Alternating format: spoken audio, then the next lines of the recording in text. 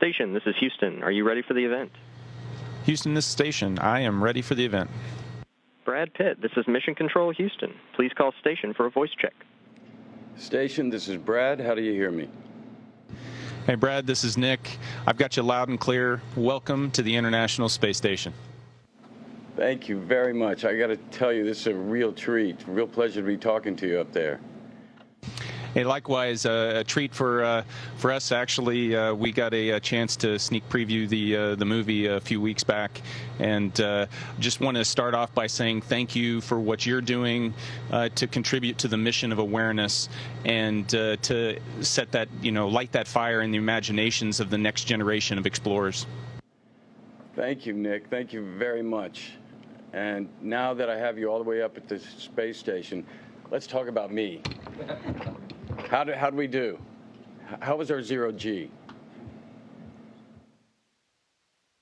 I got to tell you, it was really good. And the depictions, the settings, all, as you can tell, look very similar to the type of setting I've got around me. I got to imagine it was a lot easier for me to kind of enjoy the zero G than it was you, whether it was CGI or hooked to strings.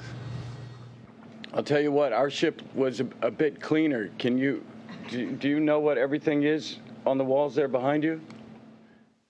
When I first got up here, it looked similar but very different, if you can imagine that, to what we train on in the ground. We had lots of photos on the ground, but up here everything hangs off the walls and there's cables everywhere. But yeah, you get very familiar with it and you know exactly what's going on. A lot of it is storage of equipment, and then we've got different facilities. For instance, this one right here, this wall, helps us research how flames burn in space, which is very different than on the ground. And by removing the effect of gravity forcing a certain shape to a flame, we can study exactly what goes on to inside a flame to a greater detail. Helps us figure out how to make cleaner burning engines, and get more out of the energy that we do consume. I was curious, what are the certainly, what are the repercussions on your body in zero G?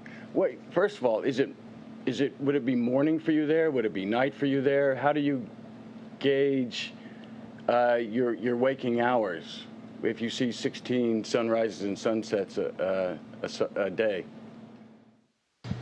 So we do a lot to try to manage that circadian rhythm. One thing we do is we use different hues of the color spectrum so that we have morning, very bright blue light that we switch, and then later in the day it goes to a more normal, more balanced spectrum, and then at night we get rid of that blue light.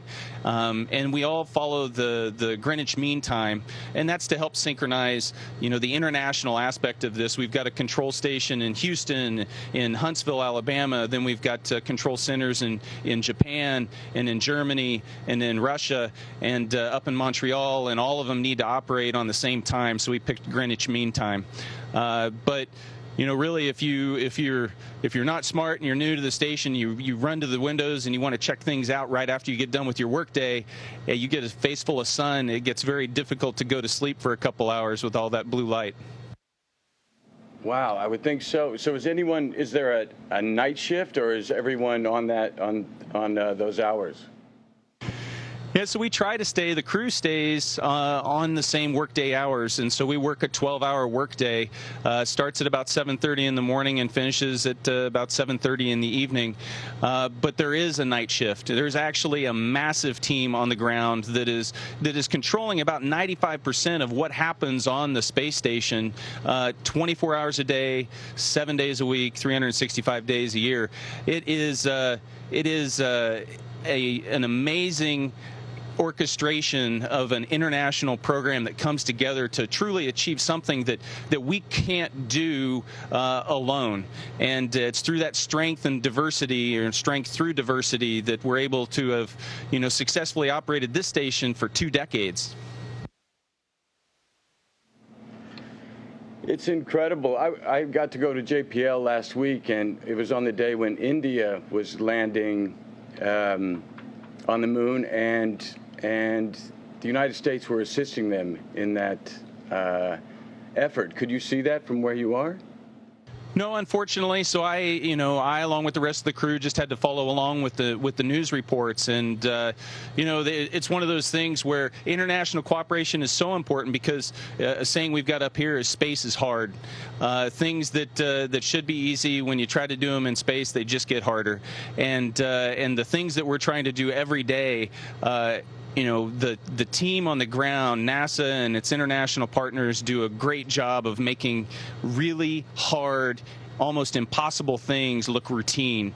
And it's one of those things where you can get some complacency, but the things that we're able to achieve together it's something special. For me, that is the biggest thing that I've pulled from this mission, is that idea of cooperation at a global scale is what's going to propel humanity into the future. I got to see a little of that. They were working on the new rover that's going to go to Mars, and it was an international effort, which was really impressive to see everyone working together to build different components to this rover. What are your current missions at this point? Yeah, so I'm actually on the tail end of my time up here. I've got a 200-day mission on board the space station, and I'm north of 180 days now, only a few weeks left before I return early in October. And on a routine week, it's a lot of different science experiments. We do maintenance to maintain the station. I was fortunate enough a few weeks back to be able to do my third spacewalk, and those are all just amazing experiences. And every day is full of something new and exciting. If you look at the spectrum of experiments that you get to do over the course of the mission, I've got to be involved with the looking at different ways to develop new types of rubber that will change the way potentially we make tires and make cars more fuel efficient, or how we extrude fiber optics to help improve communications technology on the ground and make it more cost effective, to all the way to the other end of the spectrum where we've done gene editing, and we're looking at things that are going to help us push for cures for Alzheimer and cancer. And so it just spans this whole spectrum. And growing up on a farm, I never would have thought that I'd be able to be involved with things like that. It really is extraordinary. By the way, you're from Kansas, I'm from Missouri, so we're neighbors.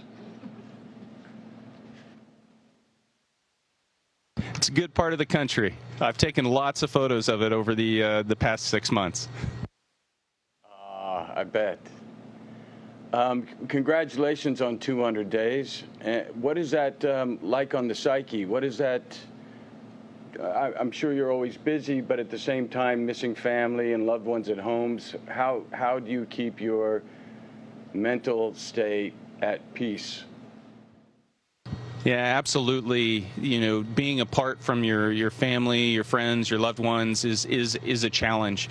And one of the luxuries I think we have of working in low Earth orbit, close to the Earth, is the amount of connectivity that we have, the ability to make phone calls and check in on a routine basis. To every weekend being able to do a video conference with my kids and share a little bit of the experience up here with them, but also be a part of their life and understand what they're going through on the ground, so that we have shared experience, and at the end of 200 days you can come home and return to being a normal family.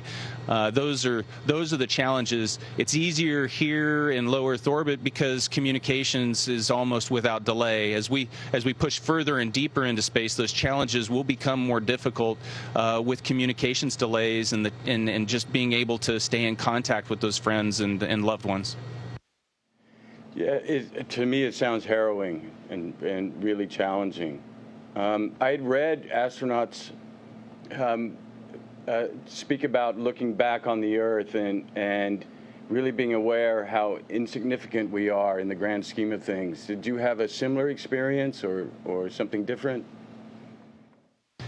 That's one of the special things about being up here, is being able to float over to the window and see the Earth below, to look down 250 miles and with your naked eye you can see the crop circles in Kansas, in Missouri, and you can see you can see humanity below you, and you can see it glide by as we go screaming through the sky, at 5 miles a second, and just take in. You get a perspective that you're away from the Earth. And then same view, you can see the moon rising over the horizon, and you get this idea that I'm not on the Earth, and I'm not at the moon, but I'm just kind of in the cosmos. And then that perspective really challenges you, because now you're looking down at everything that you've ever known, all of humanity right there, and you have this deep appreciation for how big the universe really is. And for me, it's just made me cherish and appreciate how delicate and how precious the little island we live on really is. I think that's really beautiful to hear. Okay, most important question. Who controls the jam box?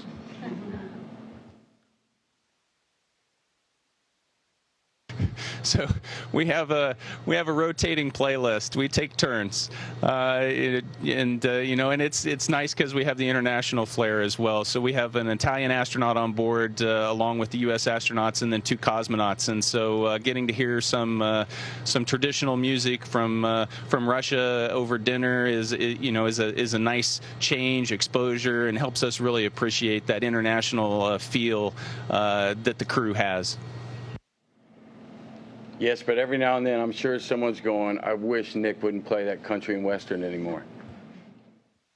There's that, and to have me stop telling my bad dad jokes. Now, how are you able to stay in a single space this way? I see you tapping your feet every now and then. Are you in a foothold? Yeah, I've got a foothold. And, I can change that up, but basically there's handrails everywhere, and I can just hook my foot underneath there. And it's one of the unique, you talked about challenges for the body being up here. This is one of those unique adaptations. The calluses on my feet have basically have gone away because I don't walk on the bottoms of my feet.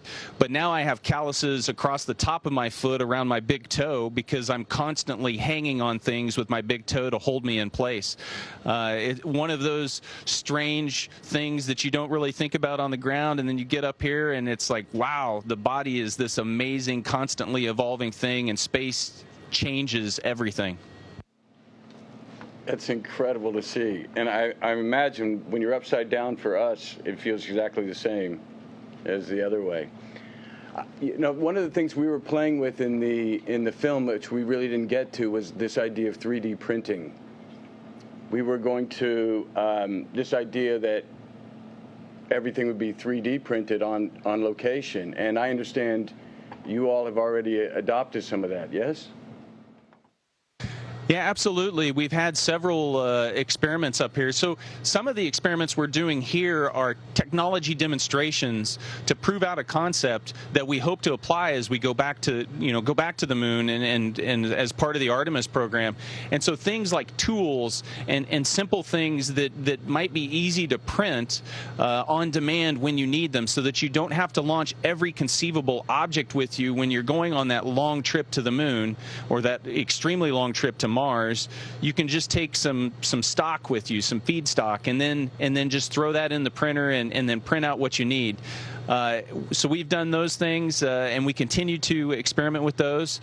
One of the more interesting ideas behind 3D printing that we just wrapped up an experiment session with was 3D printing organs. And so we had cardiac muscle and veins, and there was a ink printer that we loaded in the inks, if you will, into the printer, and watched it try to print out samples of tissue.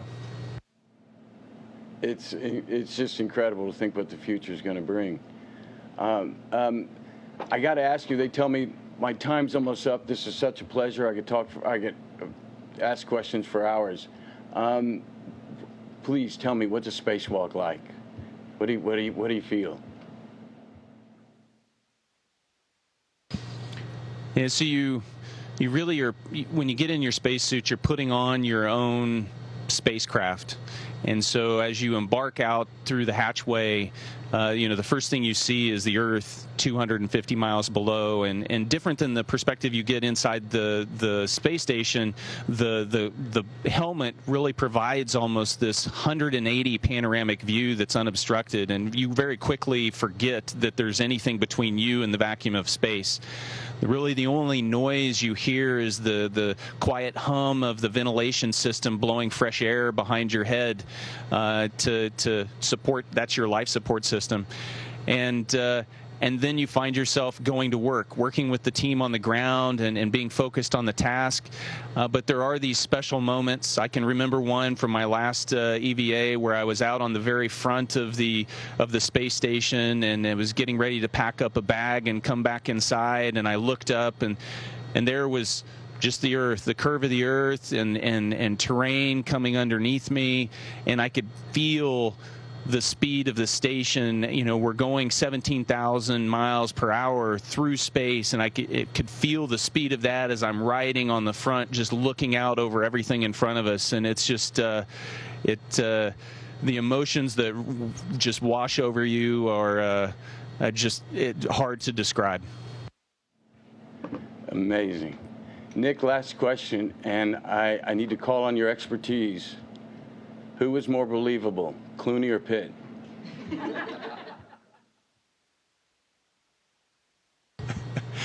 You were, absolutely.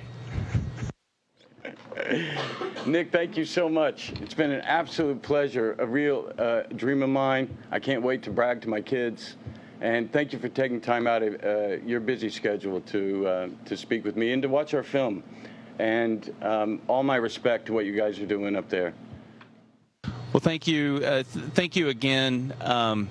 What you do and what you're able to do through storytelling to inspire the next generation is so critical to the success of our programs in the future. My generation, I am not going to be the person that steps foot on Mars, but the children that are watching your movies, those young adults that are watching your movies, are the ones that are going to be inspired to achieve great things. And it's the power of those dreams that you inspire that is going to propel us successfully into the future. So thank you very much.